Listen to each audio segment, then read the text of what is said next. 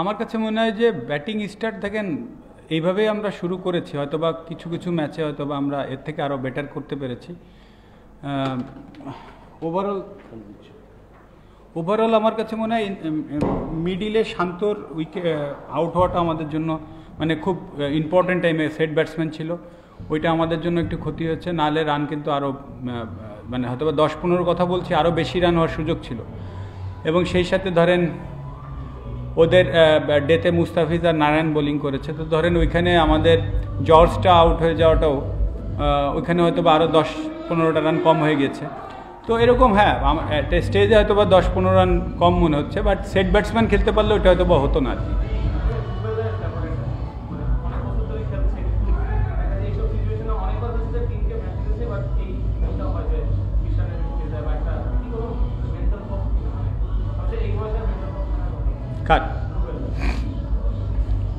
না এটা ডিপেন্ডস করে আসলে ওই টাইমে, কারণ ও আজকে টু বি অনেস্ট গেমে আমাদের ফিরিয়েছো, হ্যাঁ ওই টাইমে হয়তো বা 13 রান করে পার ওভার ছিল। ইট ওয়াজ টাফ, মানে ব্যাটিং গ্রুপে সেই ফাইনালের মতো ম্যাচে 4 ওভারে 52 রান কিন্তু কঠিন। তো অবভিয়াসলি হয়তোবা প্ল্যান এক্সিকিউট করাটা ইম্পর্টেন্ট ওই সময়, যে হয়তোবা একটা 6-4 ওই সময় হতেই পারে বা দুইটাও হতে পারে, বাট কামব্যাকটা খুব ইম্পর্টেন্ট। তো প্ল্যান এক্সিকিউট না করতে পারলে এই ধরনের জিনিস হতেই পারে। বাট এগেইন আমি মনে করি যে রুবেলি আজকে আমাদেরকে ম্যাচে ফিরিয়েছে, বাট এগেইন হয়তো বা একটা ওভার এদিক ওদিক হয়ে গেছে, কুশল টাইম এটাই আর কি।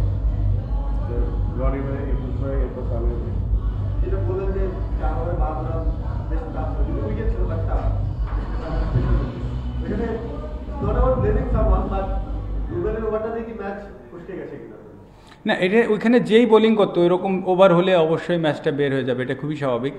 এবং দিনের সব থেকে বেস্ট বোলার ছিল রুবেলি। সো আমাদের ওই সময় এমন একটা ছিল আইদার রুবেল না হলে তিসারা পেরেরা, না হলে হচ্ছে সাকিব। তো আমি পিটি কনফিডেন্ট ছিলাম সাকিব লাস্টের দিন যে বোলিং করেছে ও রাউন্ড দ্য উইকেটে এসে ও ভালো বোলিং করবে, কারণ উইকেটে স্টিল গ্রিপ করছিল বল। তো এই পাই দিয়ে যেহেতু একটু ছোটো সাইড ছিল, ওইখান থেকে বেস্ট বোলারকে বোলিং করানো ছাড়া আসলে উপায়ও ছিল না। তো শুধু রুবেল না, আসলে যে কেউ বোলিং করে যদি ওই সময় ওরকম রান হয়ে যায় তো আলটিমেটলি তখন আসলে গেমে ফেরা কঠিন হয়ে যায়। এটা আসলে শুধু রুবেল না, যে কারো ক্ষেত্রে হতে পারে আসলে। না আমি ওই আগের দিন 2 ওভার করে আসলে 3 ওভার করার মানে প্রয়োজন দরকার ছিল বলে করতে এসেছি, বাট 2 ওভারের সময় বুঝছিলাম যে আমার ইনজুরি হওয়ার চান্স আছে, বাট টিমের প্রয়োজনে আসছিলাম। বাট মানে একেবারে ইম্পর্টেন্ট দিনেই হয়তো বা ইনজুরি, হয়তো আজকে উইকেটটা স্টিকই ছিল কিছুটা কখনো কখনো, হয়তো বা বোলিং করতে পারলে ভালো খারাপের কথা তো বলা যায় না, তবে মানে সুবিধা হতো আর কি। আপনাদের থেকে হয়তো বা মানে ফাইনালে যারা উঠতে পারেনি রংপুর বা বরিশাল, হয়তো কেউ তাদের স্কোয়াড অনুযায়ী এগিয়েও রাখলেন তাদের স্ট্রেংথ অনুযায়ী, তারপরেও ফাইনালে উঠলেন, কাপ জিততে পারলে হয়তো বর্ষার অর্জন হতো। তারপরেও আপনার কি মনে হয় যে এক্সপেকটেশন বাইরে গিয়ে এক্সপেকটেশন অনুযায়ী খেলতে পেরেছেন কিনা, নাকি সেটাকে ছাড়া দিতে পেরেছেন কিনা, নাকি একটু ঘাটতি ছিল? দেখেন আগের দিনও আমি বলেছিলাম আমাদের একটা বাজেটের টিম, মানে একটা নির্দিষ্ট বাজেটের টিম, এর বাইরে যাওয়ার আসলে সুযোগ ছিল না অথবা আমাদের যারা ওনার ছিলেন। তারপরেও সেরাটা ওনারা ট্রাই করেছেন। আর আমাদের প্লেয়ার যারা ছিল ম্যাক্সিমামই ধরেন টপ অর্ডারে আমাদের দেশেরই ব্যাটসম্যান দিয়ে আমরা শুরু থেকেই খেলিয়েছি এবং তারা পারফর্মও করেছে, পুরো অথরিটি নিয়েই খেলতে পেরেছে এবং মোর ইম্পর্টেন্টলি যে তারা দায়িত্ব নিয়ে খেলতে পেরেছে, এটা হয়তো বা তাদের ভবিষ্যতের জন্য কাজে লাগবে এই ধরনের টুর্নামেন্ট থেকে। মানে যেটা হয়েছে I can't ask more than that, মানে ছেলেরা যতটুকু চেষ্টা করেছে থেকে বেশি আশা করা যায় না। তবে হ্যাঁ মানে লাস্টের দিন অন ফিল্ডে যারা ভালো খেলবে জিতবে, আমরা ভালো খেলিনি এই কথা মানে বলা ঠিক হবে না, ছেলেরা ভালো খেলেছে, কিন্তু হয়তো বা কিছু প্যাচেসে আমরা ম্যাচটা আমাদের হাত থেকে চলে গিয়েছে। যেটা বললাম 4 ওভারে 52, এই যে একটা প্যাচ ছিল এইখানে একটা, কিন্তু একটা ওভার ভালো হলে কিন্তু পুরো প্রেশার ওদের উপর চলে আসতো, কারণ তখন সাকিব এবং লুকিউডের একটা ওভার ছিল। তো যখন আপনার 38-40 রান লাগতে বোলিংটার যে অ্যাফোর্ড, আর যখন আপনি মানে টাই সিচুয়েশন বা তারা জেতার পথে আছে, তখন এর বোলিং কিন্তু নিজেদেরকে কামব্যাক করানো অনেক কঠিন হয়ে যায়। But Shakib still bowled well last over, Luke উডের হয়নি আসলে, এটাই আর কি। আপনাদের লোয়ার মিড অর্ডারে রায়ান বার্ল, ইসারা পেরেরা আর লিংডে ওরা তিনজন মিলে কন্ট্রিবিউট করেছে বোধহয় 22 রান। আবার বোলিং এ রায়ান বার্ল এবং ইসারা পেরেরা মানে 8 ওভার তাদের কনসিডারেটেড থাকে, ওরা করেছে 3 ওভার, মানে এখানেও 5 ওভার শর্ট। আপনার কি মনে হয় যে আবার অন দ্য আদার হ্যান্ড কুমিল্লার ফরেন প্লেয়ার অনেক বেটার পারফর্ম করেছে, ডলসন চার্লস ও মঈন আলী, আপনার কি মনে হয় যে this is the area where the game slipped? না, এই যে আপনি যেটা বললেন, এইখানে আমাদের একটা দুর্বলতা ছিল, আমরা এটা জানি, এবং এই কারণেই বলা, যখন বললেন যে 10-15 রান শট কিনা, আমি এটাকে অ্যাকসেপ্ট করেছি। কারণ যখন আপনার একটা বোলার শট, যেহেতু আমি বোলিং করতে পারছি না, সো ওইখানে আসলে কঠিন হয়ে যায়। বাট এগেন, যদি ওইখানে আবার আমরা চার্লসের উইকেটটা নিতে পারতাম ওই সুযোগটা, তখন কিন্তু আবার অপোনেন্ট পুরোপুরি চাপে চলে আসতো। কারণ তখন কিন্তু আবার নতুন ব্যাটসম্যানকে বোলিং করা আর সেট ব্যাটসম্যানকে বোলিং করা এক জিনিস না, যেহেতু উইকেটটা ভালো, তো তখন হয় কি ওই 2 ওভার বা 2 পাইতে 2 জন বোলিং করানো খুব সহজ হয়ে যায়। তো আপনি যেটা বলেছেন এক্স্যাক্টলি স্পট অন, বাট আমরা ওই সুযোগটা হয়তোবা, ওই উইকেটটা যদি আমরা ফেলতে পারতাম, তাহলে হয়তোবা আমরা ওই সুযোগটা পাইতাম ওই প্যাচে আমরা বোলিংটা করানোর আর কি। এই দলটাকে আপনি গড়ে তুলেছেন, প্রতি মোটিভেটেড করেছেন এবং সেই দলটা নিয়ে ফাইনালে উঠেছেন। এই দলটার সঙ্গে কি ভবিষ্যতে আপনাকে মানে নেক্সট ইয়ারও দেখা যাবে কিনা, এবং এই ছেলেরা যে আপনি যে মোটিভেশন দিয়েছে, সে তার প্রতিদান দিয়েছে, সব মিলিয়ে একটু নেক্সট ইয়ারে তো আসলে অনেক দূরে, আল্লাহ দেখা যাক কি করে।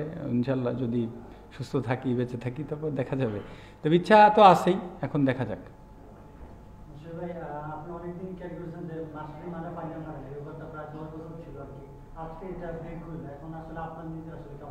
দেখ, একদিন একদিন তো হওয়ার দরকার ছিল, হয়েছে আজকে, ভালোই হয়েছে।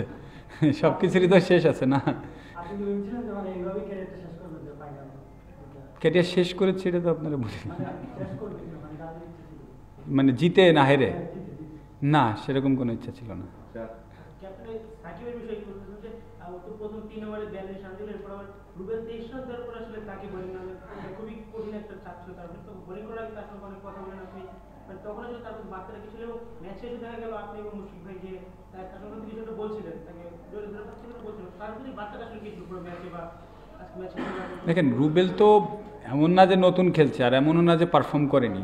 এখানে বার্তার আমি সাকিব যখন লাস্টের ওভারের কথা বলছেন, না লাস্টের ওভারে আসলে কোথায় বল করলে ভালো হয়, ওর স্ট্রেংথ কোথায়, স্ট্রেংথ না কোথায়, সেটি ওর, এর বাইরে তো আর বেশি কথা বলা যায় না। কারণ এন্ড অফ দ্য ডেতে বোলার কিন্তু বলটা বল করবে, এবং তার কনফিডেন্ট কোথায় সেটাকে বেশি প্রাধান্য দেওয়া উচিত।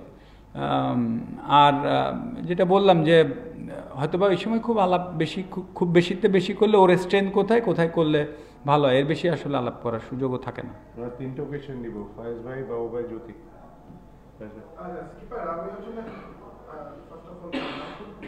আমি আসলে একটা বৃহত্তর অ্যাঙ্গেলে প্রশ্নটা করতে চাই। যেমন ধরেন হচ্ছে শেষ 4 ওভারে 52 রান, আমরা বলছি কঠিন, কিন্তু চার্লসের বডি ল্যাঙ্গুয়েজে আমরা দেখতেছিলাম যে he made it very easy. And আমরা বেশিরভাগ ক্ষেত্রে আমাদের লোকাল ব্যাটসম্যানদের দেখে এবার খুব ভালো করেছে, কিন্তু ভালো করলেও তাদের 130-40 এবং স্ট্রাইক কাটের সেরকম ফিনিশারও আমরা দেখি নাই। আমার প্রশ্ন আসলে আজকে ম্যাচ নিয়ে না, অ্যাজ এ হোল আপনি বাংলাদেশের সবচেয়ে সাকসেসফুল ক্যাপ্টেন, আপনি ক্রিকেট অনেক ভাবেন যে এই যে আমাদের একটা গ্যাপটা লোকাল প্লেয়ারদের সাথে ফরেন প্লেয়ারদের, যে এই জায়গার কোয়ালিটির যে গ্যাপটা, আমাদের প্লেয়াররা হয়তো 130-40 স্ট্রাইক রেটে রান করতেছে, 700 রান করতেছে, তৌহিদ রান করতেছে, কিন্তু এই 4 ওভারে ম্যাচটা ফিনিশ করে দেয়, বা ধরেন 4 ওভারে 52 রানের সিচুয়েশনটাকে বুঝতে পারছি। হ্যাঁ, এই গ্যাপটা আপনার মনে হয় যে অদূর ভবিষ্যতে কিভাবে কমানো যেতে পারে? দেখেন, এটা খুব ভালো একটা কোয়েশ্চেন, এবং এই প্রবলেমটা আমরা অনেক দিন ধরেই আছে। হয়তোবা খুব রেয়ার ম্যাচে আমরা এরকম করতে পারি, নট ইভেন চেসিংয়ের সময় না, হয়তোবা ফার্স্ট ব্যাটিংয়ের সময় আমরা এরকম করতে পারি। তো এই জিনিসটা আসলে নিজের উপর আত্মবিশ্বাস এবং ওই প্র্যাকটিসটারও প্রয়োজন আছে মনে হয়, যে আপনার পাওয়ার হিটিংয়ের যে বিষয়টা, এবং একটা বোলার ভালো বল করলেও যে কিছু শটস তৈরি করা যায় কি না। অন্যান্যরা কিন্তু এই ধরনের কাজ করে, যেমন আপনার সুইপ খেলে বা ইয়ে খেলে, তারপরে আপনার বিভিন্ন কিছু ট্রাই করে, তো বোলারদেরকে কনফিউজড করে, এবং অ্যাট দ্য সেম টাইমে পাওয়ারও একটা কিছু ম্যাটার করে। হ্যাঁ, আপনি যেটা দেখেছেন চার্লস ছিল অবভিয়াসলি ওর প্রতি কনফিডেন্ট ছিল, অ্যাট দ্য সেম টাইমে হয়তো বা আমাদের বোলাররা অতটা কনফিডেন্ট ছিল না আজকে। কিন্তু আপনি যেহেতু ওভারঅল বাংলাদেশের কথা বললেন যে এখানে একটা গ্যাপ আছে, আমিও মনে করি হ্যাঁ আছে। এটা আসলে যেহেতু নাই প্র্যাকটিস করতে হবে, বা we have to find someone যে আসলে সে ন্যাচারাল পাওয়ার হিটিংয়ের অ্যাবিলিটি আছে কিনা। এখানে কিছু ন্যাচারালের পাওয়ার হিটিংয়ের অ্যাবিলিটি থাকার বিষয় আছে, যে ওয়েস্ট ইন্ডিয়ানের সাথে তুলনা করে কারো লাভ নেই, কারণ ওদেরকে মিস হিটেও কিন্তু ওদেরকে 6 হয়ে যায়। আমাদের এখানে তো আরেকটা ভয় থাকে প্লেয়ারদের, যে হয়তো আমি রান করতে পারলাম না, আউট হয়ে গেল, আমার নেক্সট ম্যাচে বাদ দিয়ে দিবে।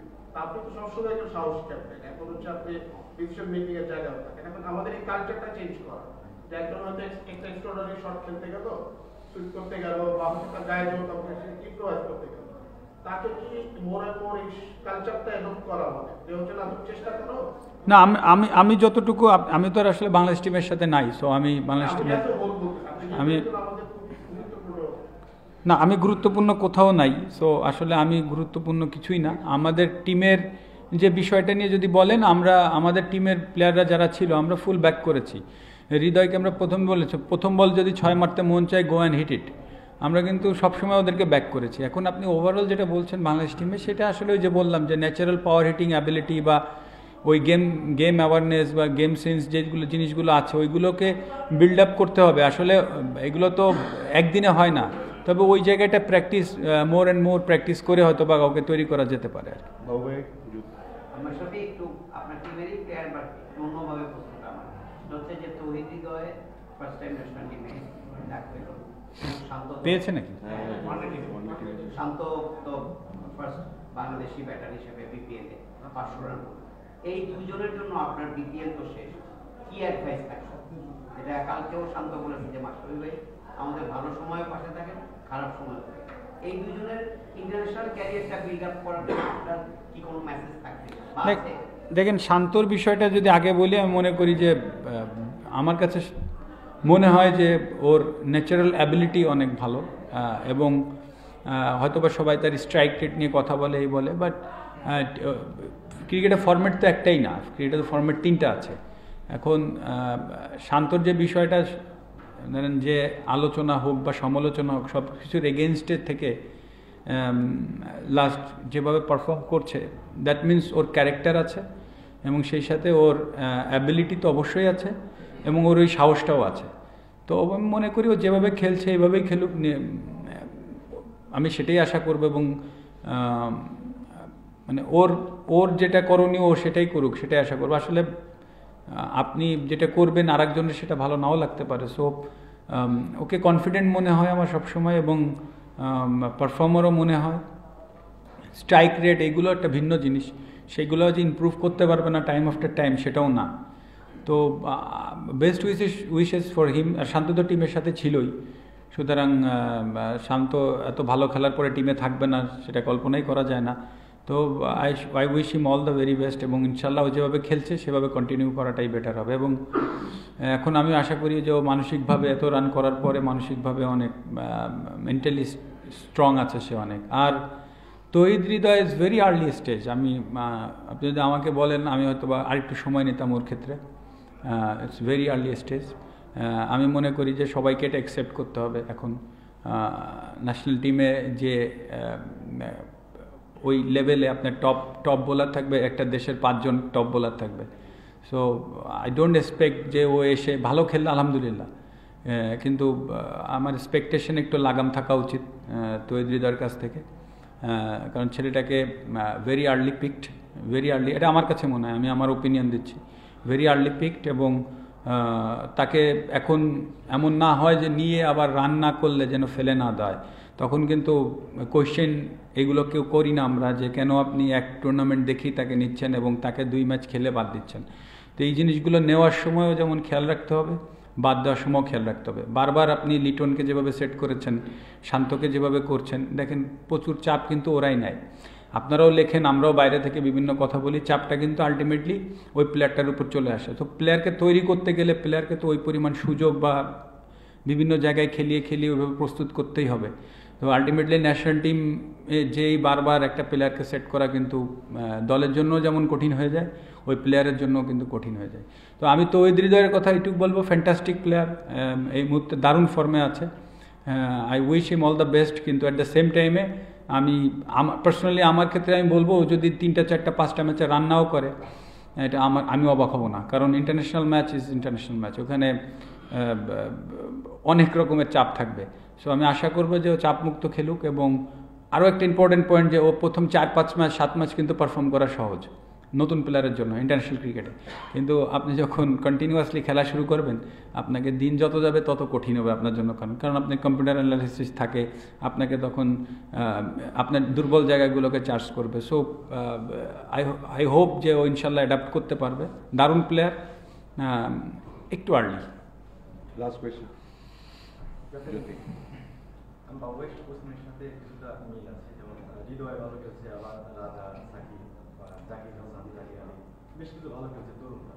মানে আপনি মাঠে থেকে তাদের কেমন দেখলেন, বা তারা কতটুকু কোন অবস্থায় আছে সব মিলে? একটা জিনিস ভালো লাগছে যে এই টুর্নামেন্ট থেকে এই একটা অ্যাচিভমেন্ট ভালো লাগছে, যে শুরু থেকেই আমাদের যারা ওরা ছিল, আমাদের দেশি যারা খেলেছে, ওদের উপর পূর্ণ আস্থা রেখেছিলাম এবং তারা প্রতিদান দিয়েছে, এবং এই পর্যন্ত আমরা এসেছি ওদের কারণেই। এবং আজকে এই একটা টিম সিলেট, যাদের লোকাল প্লেয়ার নিয়ে যদি কোনো কথা হয়ে থাকে সব জায়গায়, তো এই টিমের প্লেয়ারদের নিয়েই কথা হচ্ছে, that means they are perform. তো এই জিনিসটা আমাকে খুব ভালো লাগছে, যে আমরা অ্যাটলিস্ট অতটুকু হেল্প করতে পেরেছি তাদেরকে এক্সপোজ করার জন্য। আর আপনি যেটা বললেন, যে কার কথা বললেন, সব ইয়াংস্টারগুলো, ইয়াংস্টারগুলা, পার্টিকুলার কেউ না, ইয়াংস্টার সবাই ভালো খেলেছে। এখন তো আসলে যেটা বললাম, যে ওদেরকে তো এখান থেকেই তৈরি করতে হবে, ওদের এখান থেকে তৈরি করতে হবে। আরও খুব তাড়াতাড়ি জাতীয় দলের জন্য চিন্তা না করে ওদেরকে আরেকটু, এই টিম আছে, এইচপি আছে, হ্যাঁ, তারপরে ফার্স্ট ক্লাস ক্রিকেট আছে, ডোমেস্টিকের আরও যদি কিছু থাকে, যেমন ঢাকা লিগ আছে, এখানে যত বেশি রান করবে বা যত বেশি উইকেট নিবে, তত কিন্তু তার অ্যাবিলিটি বাড়বে। যেমন আজকে যদি দেখেন, আজকে সাকিবের জন্য আরেকটা এক্সপিরিয়েন্স হলো, যে সুনীল নারায়ণকে বোলিং করা বা লিটনকে রুম দিলে কি হতে পারে। এখন এই জায়গা থেকেই তো শিখতে হবে। তো এই জিনিসগুলো শিখতে শিখতে হয়তোবা আরও পরিপক্ক হবে। তো ওরা খুব ভালো খেলেছে এবং ওরা ক্যারেক্টার আছে, ক্যারেক্টার শো করেছে। এবার আশা করছি যে এই কনফিডেন্টলি ওরা সামনের দিনগুলোকে ওদেরকে সামনে এগিয়ে নিয়ে যাবে।